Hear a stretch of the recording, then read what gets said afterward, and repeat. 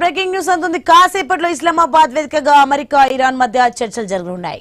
Talks ప్రారంభానికి ముందు Iran పెట్టిన 2 షరతులు చర్చనీయాంశంగా మారింది. లెబనాన్ పై ఇజ్రాయెల్ దాడులు ఆగిపోవాలని, ఫ్రీజ్ చేసిన నిధులు విడుదల చేయాలని ఇరాన్ కండిషన్స్ పెట్టింది. ఇరాన్ ప్రతిపాదనలపై అమెరికా ఎలాంటి నిర్ణయం తీసుకుంటుందనే ఉత్కంఠ నెలకొంది.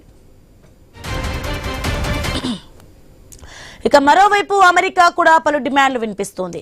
యురేనియం శుద్ధిని ఆపేయాలని, అలాగే హర్ముజ్ జలసంధిని వెంటనే తెరవాలని అమెరికా డిమాండ్ చేస్తోంది. హర్ముజ్ ను అడ్డం పెట్టుకుని ప్రపంచ దేశాల నుంచి డబ్బు వసూలు చేయడాన్ని అమెరికా తప్పుపడుతోంది. ఇక ఇరాన్ బృందానికి స్పీకర్ మహమ్మద్ బగేర్ ఘాలిబాఫ్ నాయకత్వం వహిస్తున్నారు. అమెరికాకు ఉపాధ్యక్షుడు జేడీ వ్యాన్స్ నేతృత్వం వహిస్తున్నారు. అయితే చర్చలపై సర్వత్రా టెన్షన్ నెలకొంది. చర్చలు సాఫీగా సాగుతాయా, లేదంటే సందిగ్ధం నెలకొంటుందా అన్నది సర్వత్రా ఉత్కంఠ నెలకొంది. ఇరుపక్షాలు కీలక డిమాండ్లు తీసుకొస్తున్నాయి. వీటిపై పీఠముడి వీడుతుందా లేదన్నది తేలాల్సి ఉంది.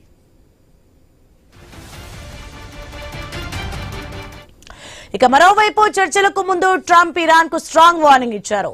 చర్చలు విఫలమైతే భీకర దాడులుంటాయని, ఇరాన్ చుట్టూ అమెరికా నౌకలు శక్తివంతమైన ఆయుధాలతో సిద్ధంగా ఉన్నాయని హెచ్చరించారు. ఒప్పందమా దాడులు అన్నది 24 గంటల్లో తేలిపోతుందని ట్రంప్ పేర్కొన్నారు.